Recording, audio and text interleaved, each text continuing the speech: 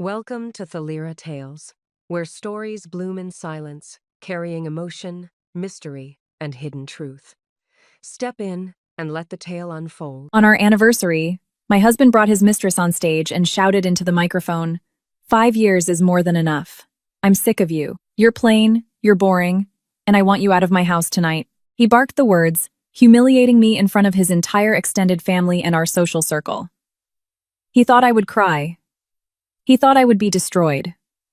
Now, I'll show you who was truly destroyed. That evening, the sprawling backyard of Catherine and Richard's Hamptons estate had been transformed into a fairy tale. Hundreds of fairy lights twinkled among the ivy-draped trees, casting a soft glow over the tranquil surface of the infinity pool. The scent of white lilies and peach roses in every corner blended with the aroma of the gourmet menu prepared by a Michelin-starred chef.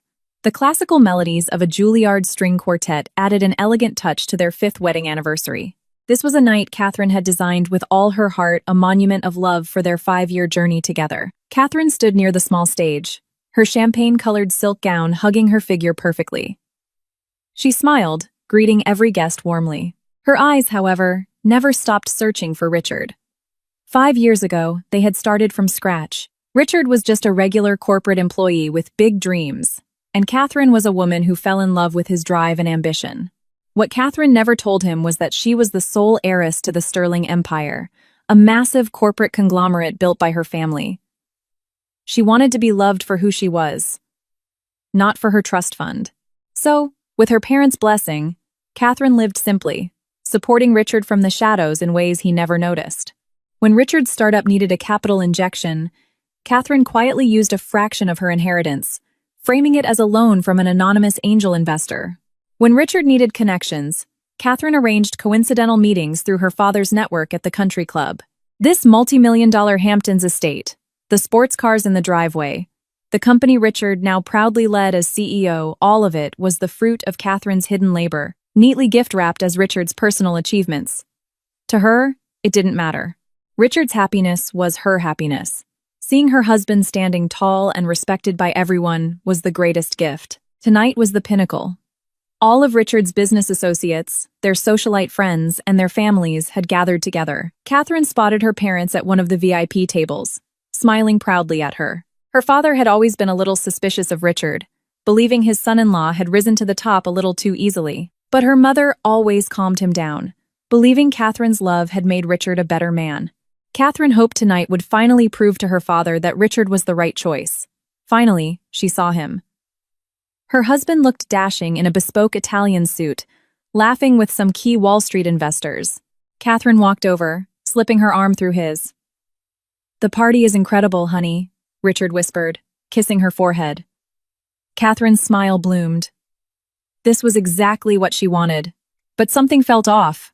Richard's eyes weren't entirely focused on her. Several times, his gaze darted toward the crowd, specifically to a dimly lit corner of the garden. Catherine followed his line of sight and saw a woman she didn't recognize. She was stunning, with long, dark hair and a striking crimson dress that clashed boldly with the soft, elegant tone of the party. She stood alone, swirling a glass of Pinot Noir, her eyes fixed on Richard with an intensity that made Catherine deeply uncomfortable. "Who is she, sweetheart?" Catherine asked, trying to sound casual. Richard flinched slightly. "Oh, that's Madison. She's a new client from a luxury real estate firm. I invited her to expand our network," he answered quickly. Too quickly, he then pulled Catherine away, diverting her attention to another group of guests. Catherine tried to brush it off, convincing herself it was just silly, fleeting jealousy. An hour passed, and the party was in full swing. Catherine had prepared a surprise. She was going to get on stage, read a love letter she had written, and announce her anniversary gift to Richard. The transfer of majority shares in one of her father's subsidiaries, making Richard the true owner, not just an appointed CEO. The gift was worth hundreds of millions of dollars. She couldn't wait to see the joy on his face. When the MC invited the happy couple to the stage, Catherine smoothed her dress. Her heart pounded with anticipation. She held the folded piece of paper with her speech tightly. Richard smiled at her, a smile that now looked distinctly hollow. "You go ahead. I'll be right behind you," Richard whispered. Catherine nodded, slightly confused. She had just taken the first step onto the stage when Richard suddenly pushed past her, walking briskly straight to the microphone. "Hold on a second, darling," Richard said. His voice echoed across the sprawling lawn. The string quartet stopped playing. All eyes turned to him. "There is a much more important announcement tonight." Catherine froze, her hand gripping the stage railing. She noticed Richard wasn't looking at her. He was staring dead ahead at that dimly lit corner of the garden. With measured steps, Richard walked off the stage and through the parted crowd. The guests whispered in confusion. Catherine's parents stood up, looking alarmed. Richard kept walking until he stood face to face with the woman in the red dress. Right in front of everyone, he extended his hand. Madison smiled triumphantly and took it. Richard pulled her close, leading her back to the stage and placing her right beside him under the main spotlight. Catherine was still glued to the steps. The love speech felt like ice in her hand. The world around her slowed down. The joyous smiles of the guests morphed into expressions of shock and utter bewilderment. In the suffocating silence, Richard looked down at Catherine. It was a look she had never seen before. Cold, hateful, entirely devoid of love. The perfect night had just shattered into a million jagged pieces. The silence that blanketed the estate was heavy and deafening. The only sound was the frantic beating of Catherine's own heart, pounding like war drums in her chest. Richard stood on the stage, his arm possessively wrapped around Madison's waist. The woman in the red dress tilted her chin up arrogantly. Her eyes swept over the crowd with a superior glare, before finally locking onto Catherine with a mocking smirk. Catherine stood frozen. The paper containing her vows now felt like a piece of trash. Every beautiful word she had strung together about love, sacrifice, and their future now felt like a bitter joke.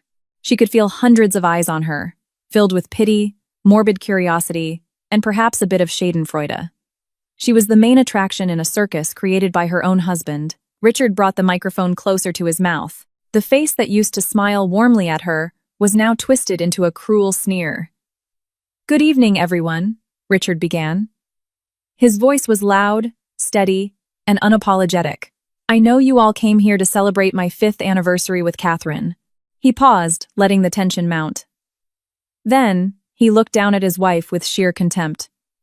"But tonight, I want to end this whole charade. 5 years is enough. I've spent 5 years trapped in this suffocating, boring marriage." A collective gasp rippled through the affluent crowd. Catherine's father, a man known for his stoic composure in boardrooms, shot up from his chair, his face crimson with rage, fists clenched. Her mother grabbed his arm, tears welling in her eyes. They wanted to rush the stage, but Catherine caught their gaze. She shot them a look so unnervingly calm that it commanded them to stay put. Richard continued, his voice dripping with venom, making sure every word cut as deep as possible. "I'm sick of you, Catherine. You're plain. Look at you. You don't even try to take care of yourself. Your entire personality is painfully dull. You thought you could buy my happiness just because you come from money? You were wrong." Every insult felt like a physical blow. Plain. Boring. Catherine had always dressed modestly to ensure Richard never felt overshadowed. She intentionally hid her wealth so he could shine. The sacrifices she made out of love were now being weaponized as repulsive flaws. And then came the final strike. Richard raised his voice, pointing a finger directly at her. "And worst of all, you're barren. 5 years together, and you couldn't even give me a child. What good is a wife if she can't even do the one thing she's supposed to do?" The crowd fell dead silent. Catherine's breath hitched. That was their deepest secret. The medical records clearly stated the fertility issues were Richard's, not hers. But to protect his fragile ego, she had promised to carry the burden, letting his family think it was her fault. And this was her reward. Madison let out a soft, tinkling laugh next to him, a sound like a death knell for Catherine's marriage. She whispered something in Richard's ear, making him grin wider. "So, Catherine," Richard said with finality, "the party is over for you. Go pack your bags and get out of my house tonight. I never want to see your face here again." My house. The words hung in the air. The estate bought entirely with Catherine's trust fund. The deed that clearly bore the name Catherine Sterling, her maiden name. Richard was so deep in his delusion that he had forgotten the most basic legal facts of his own existence. In the breathless silence following the storm of his words, everyone waited for Catherine's reaction. They waited for the hysterical sobbing. They waited for her to collapse in shame. They expected the melodramatic breakdown of a woman destroyed on her happiest day. Richard and Madison waited with smug smiles, certain they had completely broken her. But what they expected never happened. No tears fell from Catherine's eyes. No sob escaped her lips.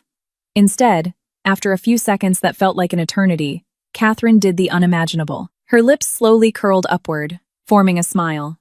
It wasn't a sad smile or a forced one. It was a calm, elegant, icy smile that made the hair on the back of Richard's neck stand up. It was dangerous. With graceful movements, as if nothing had happened, Catherine slowly crushed her love speech into a small paper ball and dropped it onto the manicured grass. She smoothed her silk gown, lifted her chin high, and began to walk, not away to hide in tears, but straight toward the stage.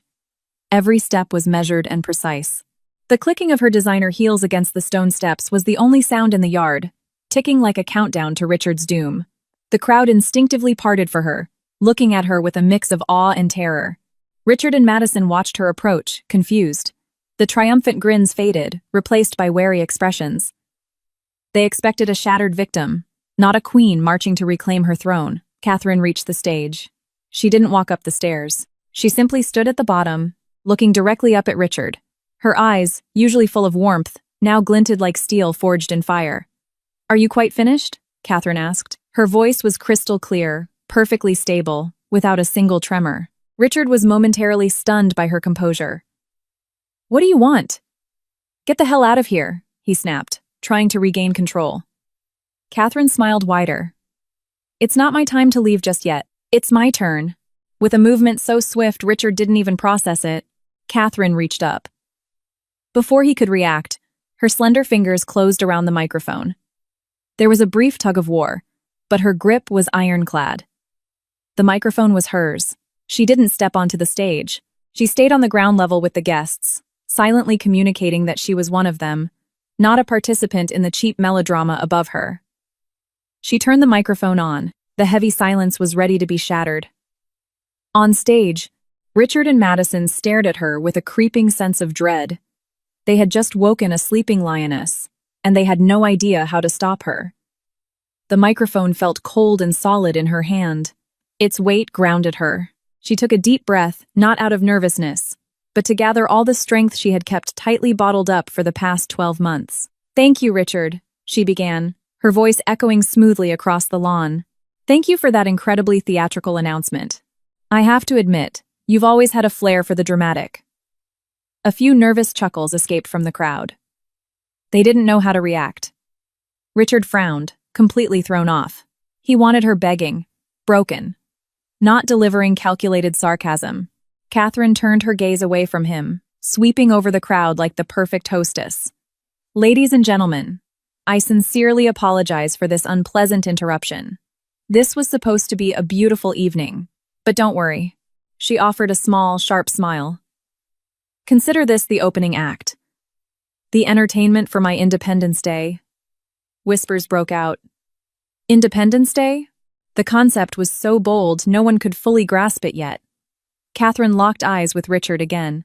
The smile vanished, replaced by a piercing, deadpan stare. "Richard, you were right about exactly one thing. 5 years is enough." Richard looked momentarily relieved, thinking she was finally conceding. Madison smirked. "More than enough," Catherine emphasized.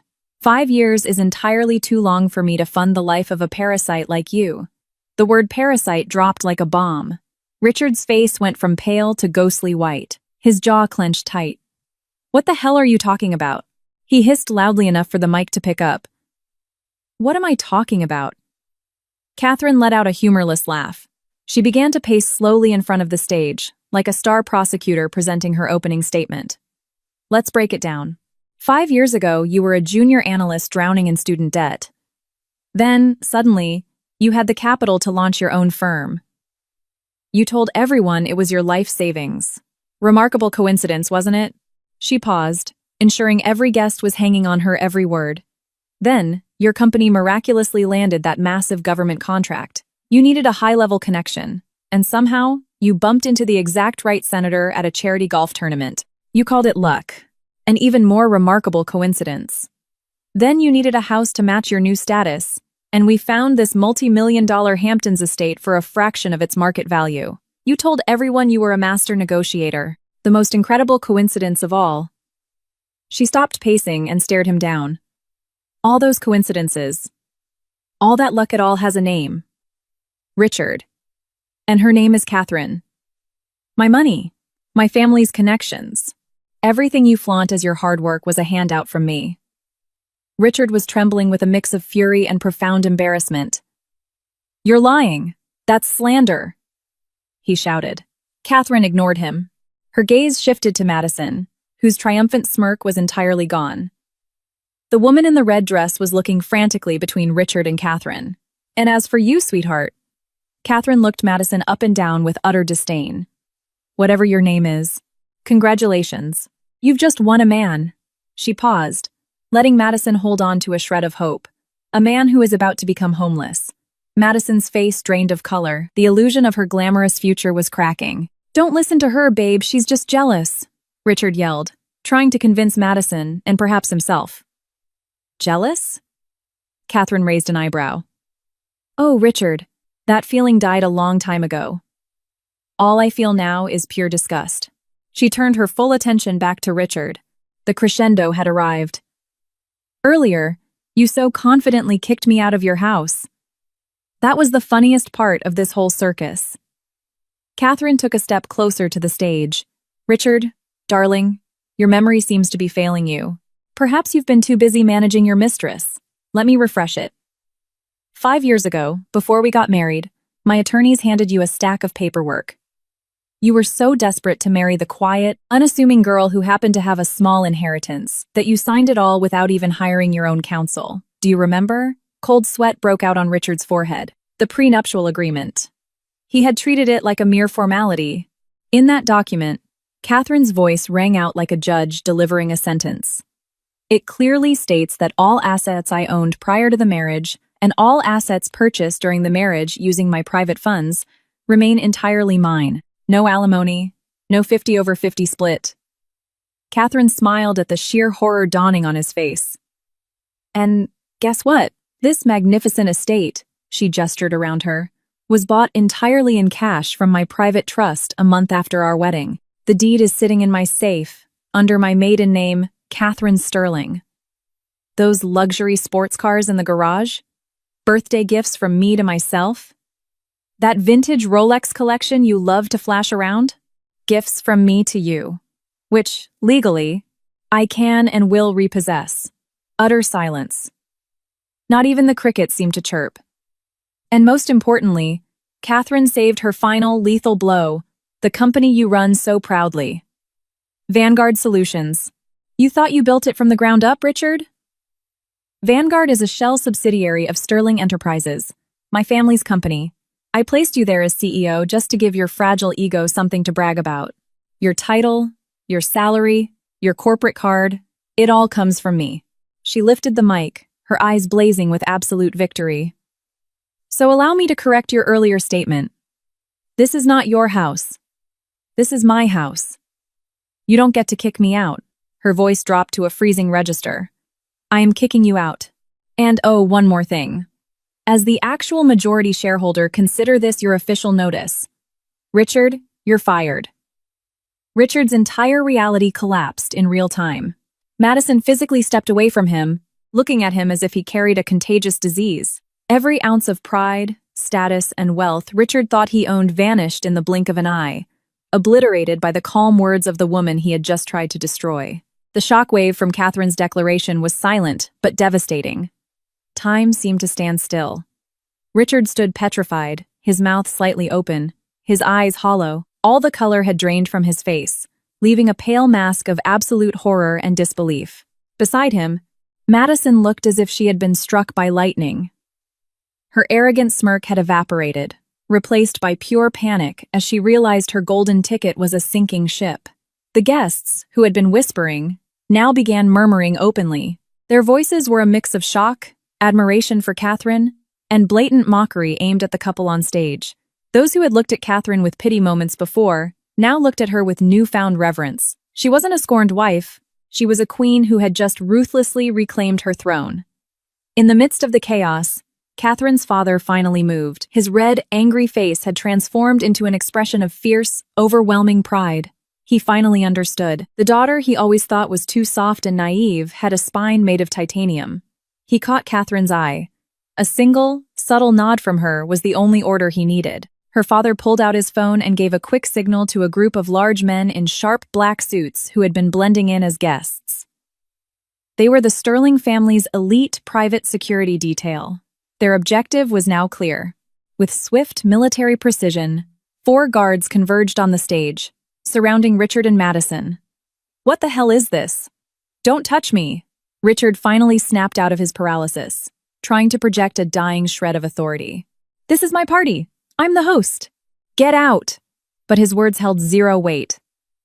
The lead security officer, his face completely deadpan, said, "Mr. Davis, Miss, Sterling has requested that you and your guest vacate the premises immediately. I'm not leaving. This is my house." Richard babbled, his voice cracking with desperation. It was useless. 2 guards gripped his arms with vice-like strength. He struggled, but they easily overpowered him. Madison shrieked as the other 2 approached her. "Let go of me! I have nothing to do with this!" she screamed, trying to pull away. In front of hundreds of elite guests, the couple that had stood so haughtily on stage minutes prior was now being dragged away like common criminals. Richard's bespoke suit was violently wrinkled. His hair was a mess. Madison's glamorous red dress looked pathetic as she stumbled across the manicured lawn. The humiliation was absolute. Not a single guest stepped in to help. They just watched coldly, and several even had their iPhones out, recording the spectacle.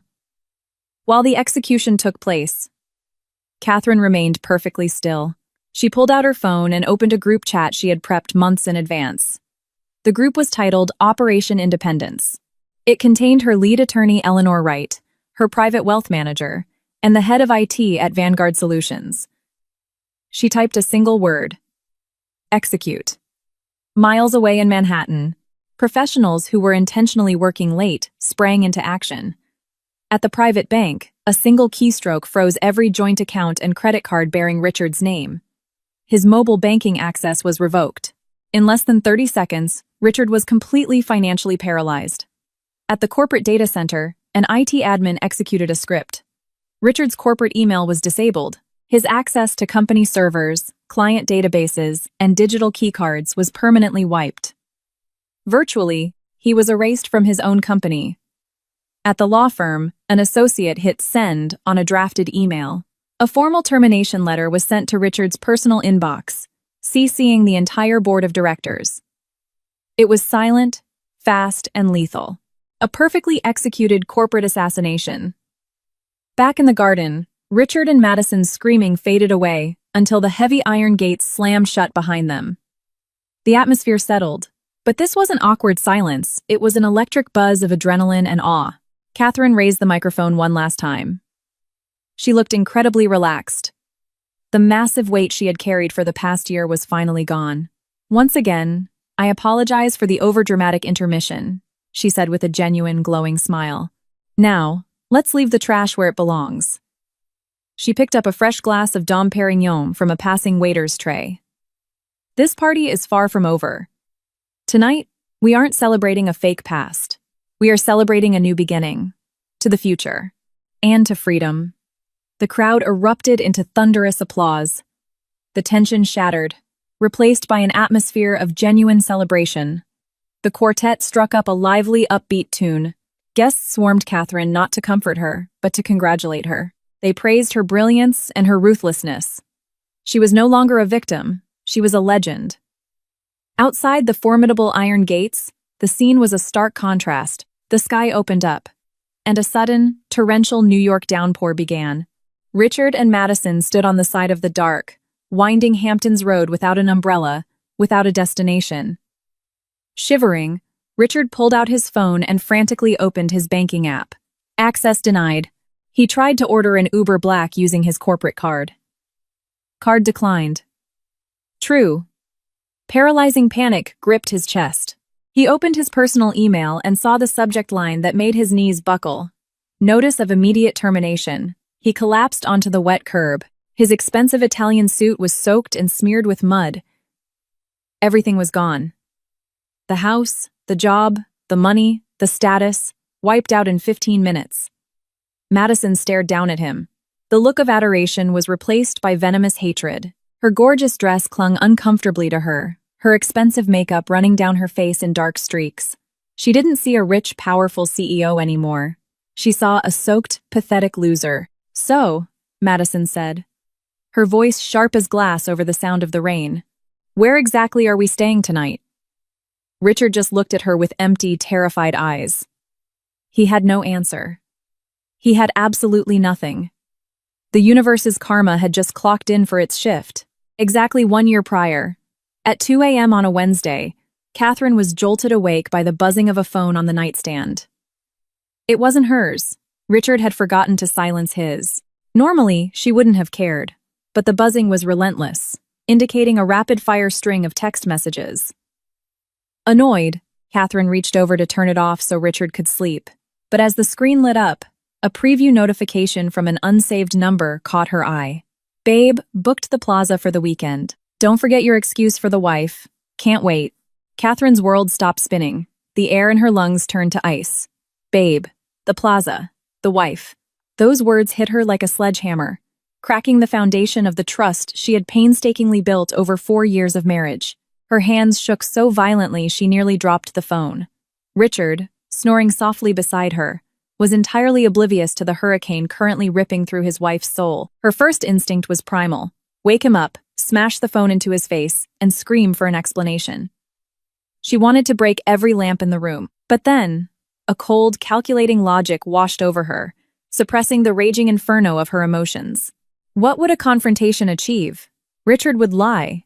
He would invent a story about a prank, a wrong number, a crazy client.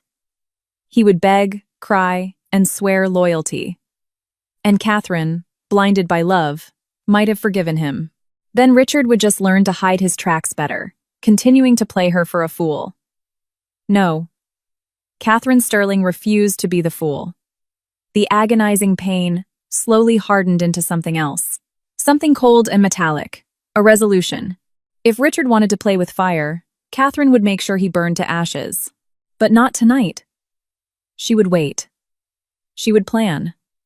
The next morning, Catherine acted as if nothing had happened. She made his pour-over coffee, fixed his tie, and kissed him goodbye at the door. But behind her warm smile, her eyes recorded every detail with predatory sharpness. The way he avoided her gaze. The way he kept his phone face down. The micro-lies she used to ignore were suddenly illuminated by a glaring spotlight. The mask of perfection had slipped, and Catherine could see the rot underneath. Her first move was contacting a high-end private investigator recommended by her father's head of security, a stoic, hyper-professional ex-FBI agent. Catherine gave him one piece of intel. The burner number. "I want everything," she told him, in a quiet, steady voice in a discreet Manhattan coffee shop.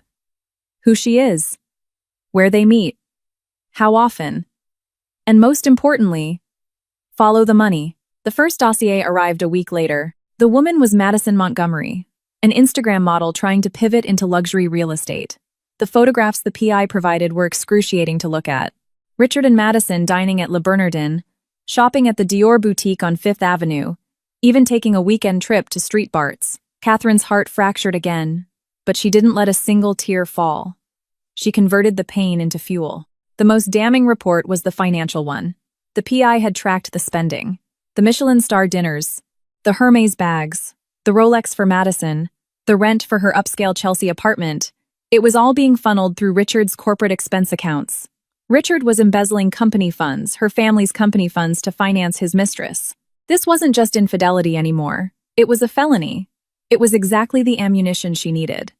Catherine moved in the shadows. She met with her family's most ruthless attorney, Eleanor Wright, a brilliant, shark-like senior partner. Together, they drafted a flawless declaration of war. Phase 1. Secure the assets. Catherine began quietly moving millions from their joint accounts into private offshore trusts, citing a massive, time-sensitive real estate venture to Richard. Blinded by the prospect of massive returns, Richard eagerly signed every authorization document she put in front of him without reading the fine print. Simultaneously, Catherine revoked every power of attorney he held, severing his legal access to her wealth. Phase 2. The paper trail. In her capacity as majority shareholder, Catherine ordered an aggressive internal audit at Vanguard Solutions under the guise of prepping the company for an IPO. The auditors were secretly instructed to drill down into the executive expense accounts. As expected, they uncovered massive fraud. The evidence was meticulously catalogued, ready to be detonated at a moment's notice. For 365 days, Catherine lived a double life. To Richard, she remained the doting, slightly naive wife who worshipped his success. She smiled when he lied about working late at the office. She packed his suitcase when he claimed he had a business conference in Miami, knowing full well he was taking Madison. Every lie he told, every fake smile he gave, Catherine swallowed whole, storing it as ammunition. It was the longest, most grueling year of her life. She had to suppress the urge to vomit when he touched her, and choke back her rage when he praised her for being the perfect wife. Her patience wasn't weakness. It was the sharpening of a blade. Then, the opportunity presented itself. The 5-year anniversary. Richard himself suggested throwing a massive gala at the Hamptons estate to show off their wealth. Catherine instantly agreed. It was the perfect stage. A massive arena with a captive audience where she could shove Richard off the highest pedestal into the deepest abyss. She even leaked details of the party to one of Madison's friends, hinting that Richard was planning a huge surprise, ensuring the mistress would crash the party to witness her supposed victory. Catherine knew Richard's arrogance and Madison's greed perfectly. She handed them the rope, knowing they would eagerly tie their own nooses. A week before the party, Catherine met Eleanor in her Madison Avenue corner office. The files were stacked perfectly. The forensic audit, the wire transfers, the photos, the termination papers, the asset freeze injunctions. "Are you absolutely certain, Catherine? This is going to be a bloodbath," Eleanor said, looking at her young client with a mix of concern and deep respect. Catherine stared out the floor-to-ceiling windows at the Manhattan skyline. Her face was tranquil. Her eyes were glacial. "He didn't just betray my marriage, Eleanor. He insulted my intelligence, stepped on my sacrifices, and stole from my family. A bloodbath is exactly what he deserves." She turned back to the lawyer. "Have it all ready for Saturday night. I want him left with absolutely nothing. Not even the shirt on his back if my money paid for it." The first night after the exile was absolute hell. The torrential rain acted as a silent witness to Richard and Madison's rapid descent. After failing to access any money or call an Uber, they were forced to walk miles along the dark shoulder of the highway, desperately seeking shelter. Richard's custom suit and Madison's couture dress were soaked, caked with mud, clinging to them like a pathetic second skin. The luxury that defined them hours ago had washed away into the gutter. With a few crumpled $20 bills Richard happened to have in his wallet, they managed to rent a room at a rundown neon-lit motel off the I-95. The stench of mildew and stale cigarette smoke hit them like a wall the moment they opened the door. The bedspread was a faded, questionable brown, the wallpaper was peeling, and a flickering fluorescent bulb hummed aggressively overhead.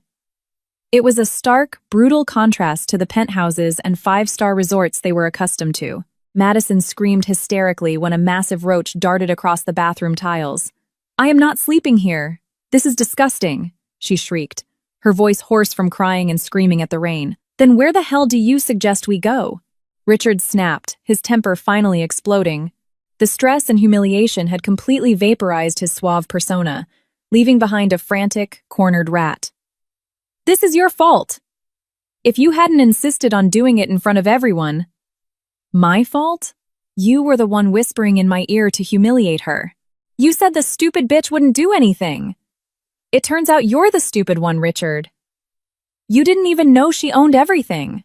Madison spat, pointing a manicured, mud-stained finger at his chest. A vicious screaming match ensued. They blamed each other, traded vile insults, and tore down whatever affection they claimed to have.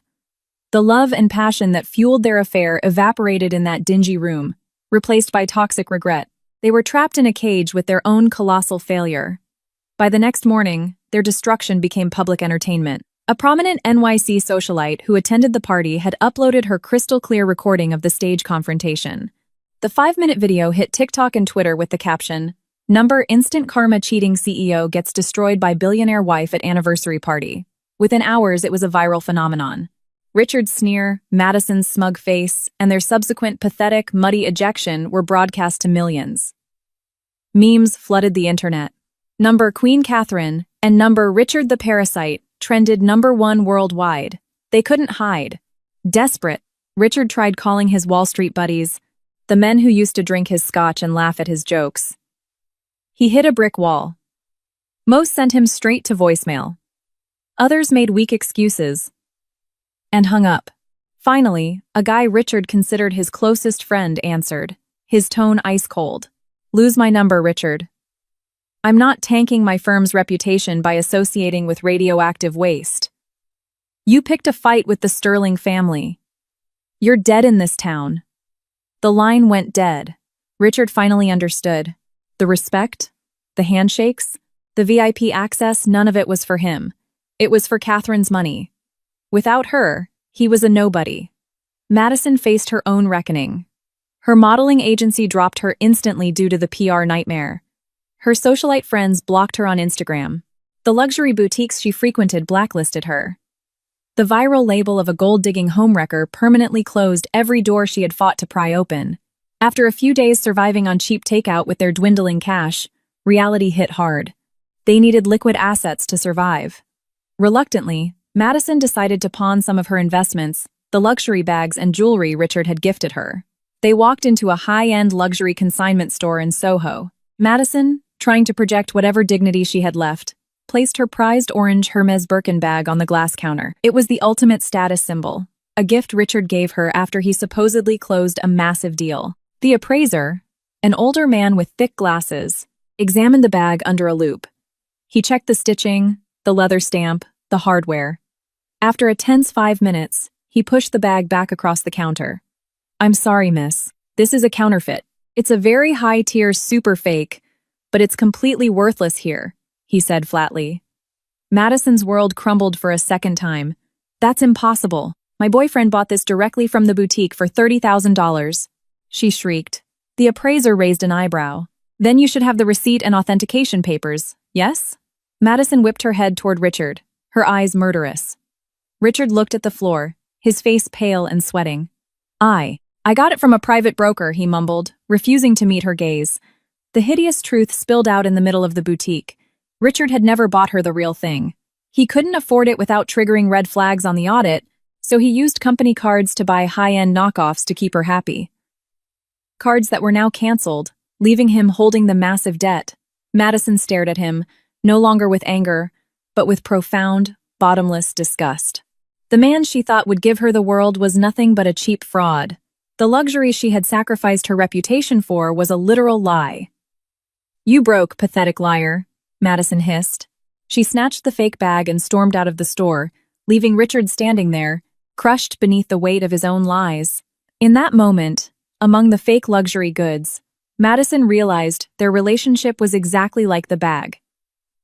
An imitation of something valuable, but ultimately worthless. While Richard and Madison drowned in the swamp they had created, Catherine was redesigning her world with the precision of a master architect. The Monday morning after the party, she didn't take time off to mourn her marriage.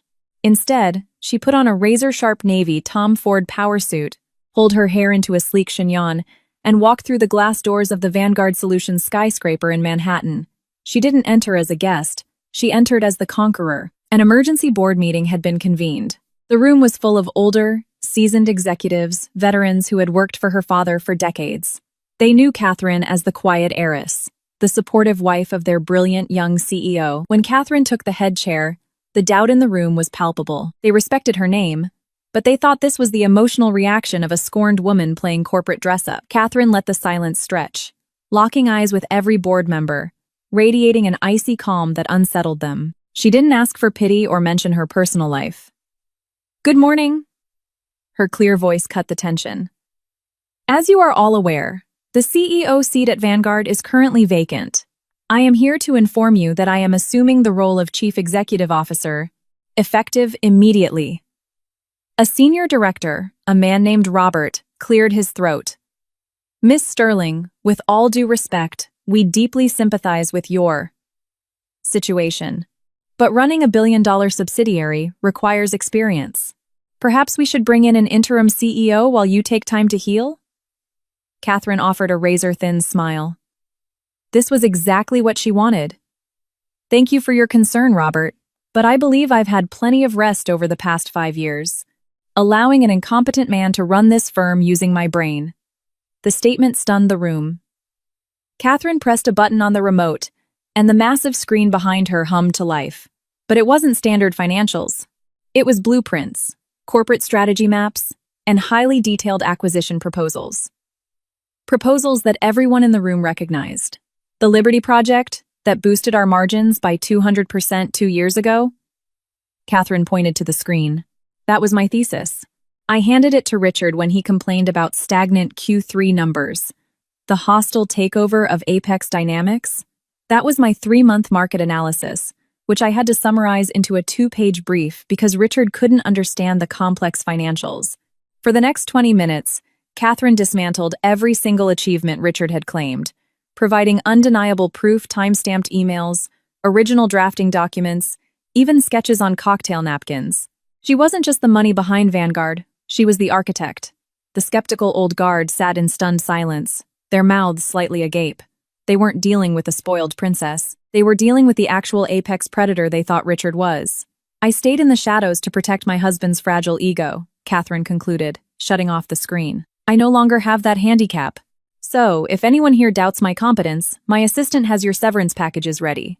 But for those who want to work with me, we are taking Vanguard to a level Richard couldn't even dream of. No one spoke a word of dissent. The sheer gravity of her intellect and power obliterated any remaining doubt. Within 3 months, Catherine revolutionized the company. She gutted the bloated bureaucracy, promoted brilliant young analysts Richard had suppressed, and made aggressive moves that initially terrified the board but paid off massively. She worked 18-hour days, fueled by limitless energy. Her entire aura transformed from a soft, retiring wife to a terrifyingly effective titan of industry. The climax of her takeover came when she personally secured a multi-billion-dollar federal grant for a national renewable energy infrastructure project. It was a contract Richard had repeatedly bungled. Catherine, with her flawless presentation and aggressive lobbying, decimated the competition. The ink on the contract made headline news across Wall Street. Catherine Sterling became the new icon of female corporate power, a symbol of absolute resilience. That evening, after the press release, Catherine stood alone in her corner office, overlooking the glowing grid of Manhattan. She felt accomplished, but a quiet emptiness lingered. The victory was sweet, but the battle had been emotionally exhausting. Her assistant knocked and walked in carrying a massive, breathtaking arrangement of flawless white roses. Catherine frowned. She hadn't ordered them, and PR knew she hated generic congratulatory gifts. "Who sent these?" she asked. "There's no name, Miss Sterling. Just this card," the assistant said, placing the vase on the mahogany desk before slipping out. Catherine leaned in. The scent was intoxicating. She pulled the small ivory envelope from the stems. Inside, written in sharp, elegant handwriting, was a single sentence. "I always knew you were the genius in the room. D." Catherine stared at the card. D. It was just an initial, but suddenly, the ice around her heart cracked, letting in a sliver of genuine warmth. In the midst of her absolute power, a sweet mystery had just knocked on her door. 6 months after the party, Richard's world had shrunk to a moldy, cramped studio apartment above a noisy bodega in a sketchy part of Queens. The walls were peeling, the radiator clanked aggressively, and the smell of stale beer and exhaust fumes was his permanent reality. His penthouse life felt like a fever dream belonging to a dead man. Madison had abandoned him 3 months prior. There was no dramatic fight. He just woke up one morning to find her gone, taking the few items they could still sell. She left a note on a napkin. "I can't do this. Good luck." Richard didn't even feel heartbroken, just numb. To afford cheap ramen and rent, Richard took any under-the-table job he could find. He hauled bricks at a construction site in the freezing rain until his back gave out. He mopped floors as a janitor in a downtown shopping mall, keeping his head down, terrified someone would recognize the viral cheating CEO. The hands that used to sign million-dollar deals were now calloused, blistered, and permanently stained with bleach. At night, lying on his lumpy mattress, regret ate him alive. At first, he mourned his money, the cars, the respect. But as the brutal reality of poverty stripped away his arrogance, he was forced to look inward. He began to remember Catherine. Not Catherine, the billionaire CEO who destroyed him, but Catherine, his wife. He remembered how she used to have a hot bath waiting for him when he was stressed. He remembered how she rubbed his shoulders and listened to him complain about the company, her company, for hours. He remembered her genuine, radiant smile when he brought her cheap bodega flowers, a smile he never once saw on Madison's face. He realized the true magnitude of his loss. He hadn't just lost a fortune. He had thrown away the only human being on earth who had truly, selflessly loved him. That realization was a torture far worse than the poverty. Catherine's face was on the cover. She looked magnificent, sharp, confident, and incredibly powerful. The headline read, "Catherine Sterling, the woman building America's future." Richard stared at the glossy cover for a long time. It sparked a desperate, insane idea. He had to see her. He had to apologize. Not to get his money back, he knew that was impossible, but to beg for forgiveness, hoping to alleviate the crushing guilt suffocating him. Using his meager savings, he bought a cheap button-down from a Goodwill and tried to make himself look presentable.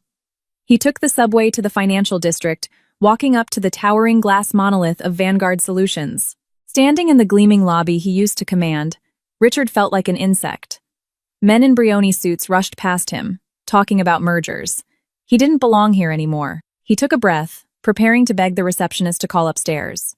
But before he could move, the VIP elevator chimed. The brass doors slid open, and Catherine stepped out. Time stopped for Richard. She looked 1,000 times more beautiful in person than in the magazine. She wore a stunning ivory trench coat, and she was laughing a bright, unburdened laugh he hadn't heard in years. And she wasn't alone. Walking beside her was a tall, strikingly handsome man radiating quiet authority and old money. He looked at Catherine with total adoration, and Catherine returned his gaze with a spark in her eye. Richard froze. He knew exactly who that was. Daniel Vance. D. He was an old childhood friend of Catherine's, a venture capitalist who was essentially her equal in status and intellect. They looked flawless together, a true power couple. They walked right past Richard, barely 10 feet away. But to them, he didn't exist. He was just part of the lobby architecture, a scruffy, invisible man standing by a pillar. Seeing her so vibrantly happy, completely untouched by the wreckage he had caused, delivered the final, fatal blow to Richard's soul. His pathetic hope for forgiveness shattered. Catherine hadn't just moved on. She had built an empire of happiness over the ashes of what he destroyed. There was no space for him in her universe, not even as a regret. Shoulders slumped. Richard turned around and walked out of the revolving doors, back into his dark, miserable reality, knowing he was condemned to rot in it forever.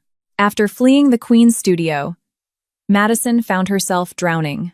The internet never forgets, and her reputation as the viral homewrecker was a permanent scarlet letter. No agency would touch her. No broker would hire her. And every rich man she tried to hustle recognized her from TikTok and laughed in her face. Living in a squalid, roach-infested SRO in Newark, the harsh reality broke her sanity. Her warped mind decided that all her suffering was Catherine's fault. If Catherine had just been a weak, submissive wife, Madison would still be rich. Driven by desperate malice, Madison bought a burner phone and began texting Catherine. It started with vile insults, then escalated into extortion. Madison threatened to go to the tabloids and invent horrific lies about Vanguard Solutions, claiming they used sweatshops, or that Catherine's father was involved in organized crime. Finally, she demanded a $2 million wire transfer, giving Catherine 24 hours before she destroyed her. Catherine read the texts in her office. She didn't blink. She simply took screenshots and forwarded them to Eleanor Wright. Catherine's legal team didn't even bother negotiating. They acted like apex predators. They hired investigators to dig into Madison Montgomery's past, and what they found was a goldmine of filth. Madison wasn't just a gold digger, she was a career grifter. She had a history of running romance scams on wealthy, lonely men in 3 different states, draining their accounts or trapping them in fake crypto investments. Most victims had been too embarrassed to press charges. Eleanor took the extortion threats and the mountain of evidence of past wire fraud directly to the FBI and the NYPD. The next afternoon, Madison sat in her dingy Newark room, chewing her nails, waiting for a multi-million-dollar wire transfer to hit her phone. Instead, The cheap wooden door was nearly kicked off its hinges. NYPD! Open the door! Madison's heart stopped. She opened the door with trembling hands, only to be yanked into the hallway by two detectives. Madison Montgomery, you are under arrest for extortion, wire fraud, and grand larceny, the detective barked, slamming her against the wall and clicking cold steel handcuffs around her wrists as her neighbors recorded the scene on their phones. Once again, her downfall was caught on camera. Karma had collected its final debt. A year passed since the catastrophic anniversary party. The Hamptons estate was once again glowing with fairy lights and fresh flowers. But the energy was entirely different. There was no tension. No fake corporate posturing. It was warm, genuine, and filled with laughter. Catherine stood on the same stage. But she wasn't alone. Standing proudly by her side, holding her hand, was Daniel Vance. Their relationship had blossomed organically. From mutual respect, deep friendship, and a shared drive. Daniel never tried to overshadow her. He elevated her. Tonight, Catherine wasn't celebrating a corporate merger. She was launching the Beacon of Hope Foundation, a massive nonprofit she fully funded, dedicated to providing legal, financial, and psychological support for women escaping domestic and financial abuse. Catherine took the microphone, her sapphire blue gown sparkling in the spotlight. She looked out at her parents, her friends, and the survivors who were the first beneficiaries of her foundation. A year ago, standing on this exact stage, I learned a brutal lesson, Catherine began, her voice rich with emotion. I learned that sometimes, the worst thing that happens to you is the violent push you need to find your best self. True strength isn't about never falling down. It's about how fiercely you rise from the ashes. She never mentioned Richard's name. The past had zero power over her.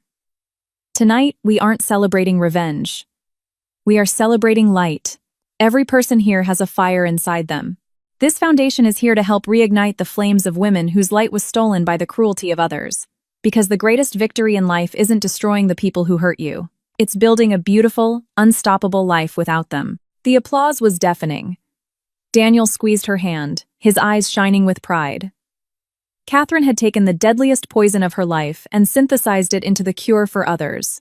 Miles away, deep in the grimy bowels of the NYC subway system, a man in a neon orange MTA janitorial vest was scraping dried gum off the concrete platform. He looked haggard, a decade older than his actual age, his eyes dull and lifeless. It was Richard. Suddenly, a massive digital billboard across the tracks lit up. Catherine's gentle, smiling face filled the dark tunnel. Beneath her was the slogan for the Beacon of Hope Foundation. You are not alone. Let's rise together. Richard stopped scraping. He stared up at the glowing screen, looking at the woman who was once his world. There was no anger left in him. Just an agonizing, hollow abyss of regret that physically ached in his chest. He looked at her brilliance, her kindness, her unimaginable success. And he felt the full, crushing weight of what he had thrown in the garbage.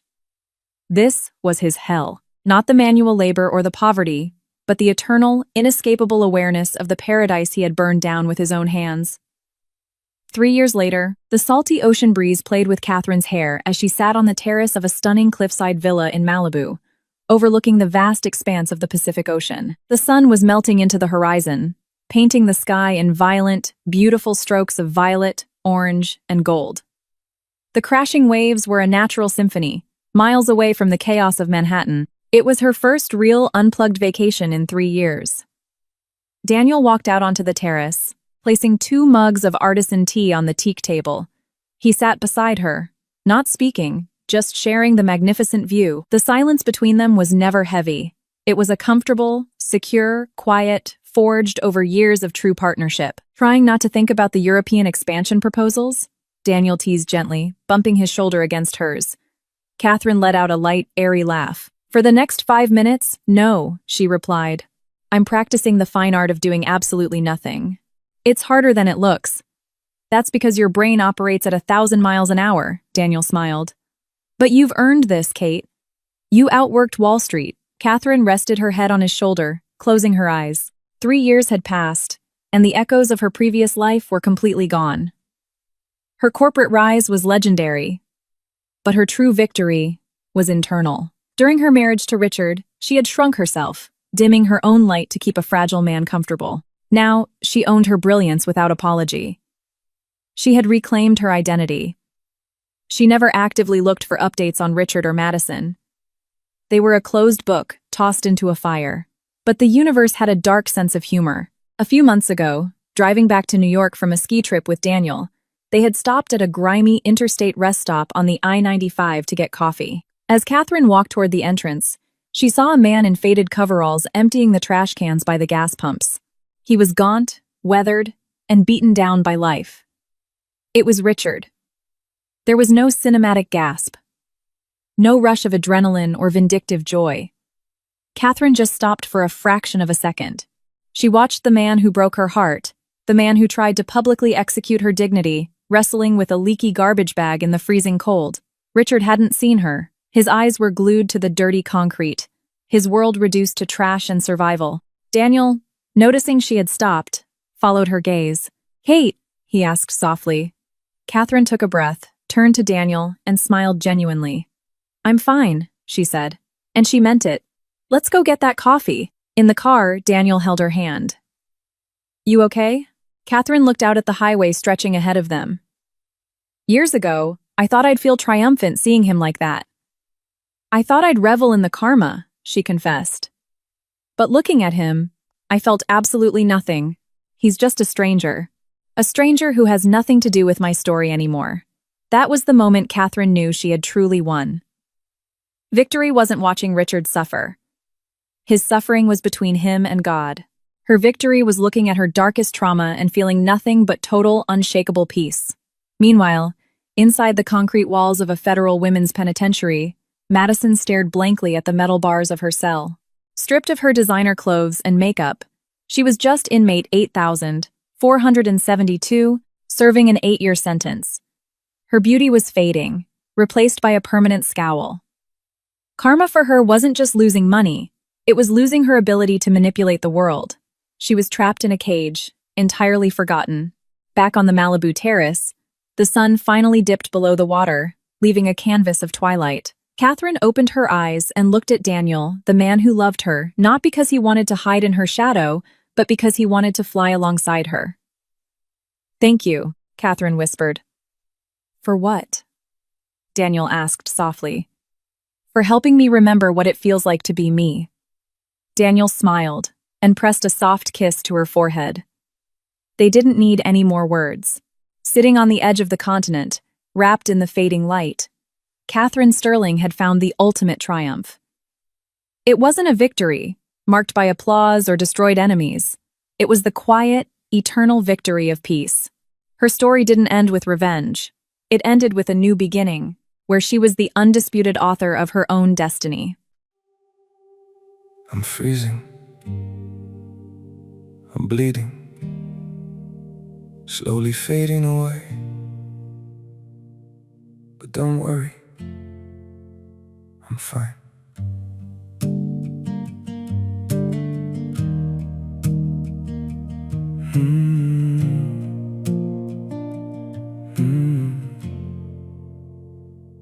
The cold has settled in my heartbeat, like winter living in my veins. Every breath feels numb and fragile. Every smile just hides the pain. I'm breaking quietly in silence, falling slow without a sound. Yet I keep saying I'm okay, while my world burns to the ground. I'm frozen here, I'm bleeding slowly, dying piece by piece inside. But I still whisper, it's alright, just to keep you from goodbye. I'm shattered, love, but don't you worry. I'll pretend till my last breath. Even while my soul is fading, I'll say everything's okay. Maybe pain just learned to live here. Maybe sorrow feels like home. So I wear my wounds like armor and survive them all alone. I'm frozen here, I'm bleeding slowly, dying piece by piece inside. But I still whisper, it's alright, just to keep you from goodbye. I'm shattered, love, but don't you worry, I'll pretend till my last breath. Even while my soul is fading, I'll say everything's okay.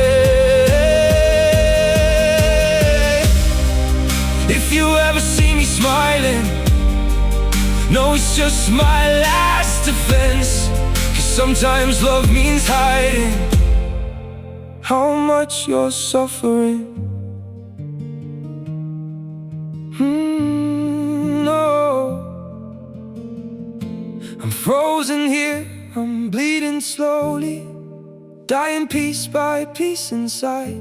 But I still whisper, it's alright, just to keep you from goodbye. I'm shattered, love, but don't you worry, I'll pretend till my last breath. Even while my soul is fading, I'll say everything's okay. It's okay.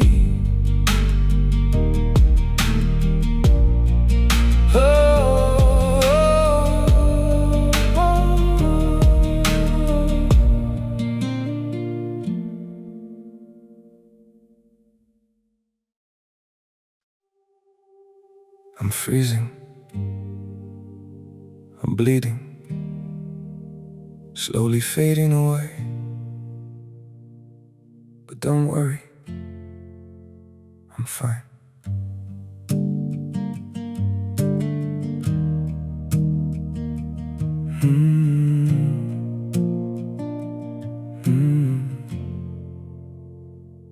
The cold has settled in my heartbeat, like winter living in my veins. Every breath feels numb and fragile, every smile just hides the pain. I'm breaking quietly in silence, falling slow without a sound. Yet I keep saying I'm okay, while my world burns to the ground. I'm frozen here, I'm bleeding slowly, dying piece by piece inside. But I still whisper, it's alright, just to keep you from goodbye. I'm shattered, love, but don't you worry, I'll pretend till my last breath. Even while my soul is fading, I'll say everything's okay. Maybe pain just learned to live here, maybe sorrow feels like home. So I wear my wounds like armor and survive them all alone. I'm frozen here, I'm bleeding slowly, dying piece by piece inside. But I still whisper, it's alright, just to keep you from goodbye. I'm shattered, love, but don't you worry, I'll pretend till my last breath. Even while my soul is fading, I'll say everything's okay. If you ever see me smiling, no, it's just my last defense. 'Cause sometimes love means hiding how much you're suffering. No, I'm frozen here, I'm bleeding slowly, dying piece by piece inside. But I still whisper, it's alright, just to keep you from goodbye. I'm shattered, love, but don't you worry, I'll pretend till my last breath. Even while my soul is fading, I'll say everything's okay. It's okay.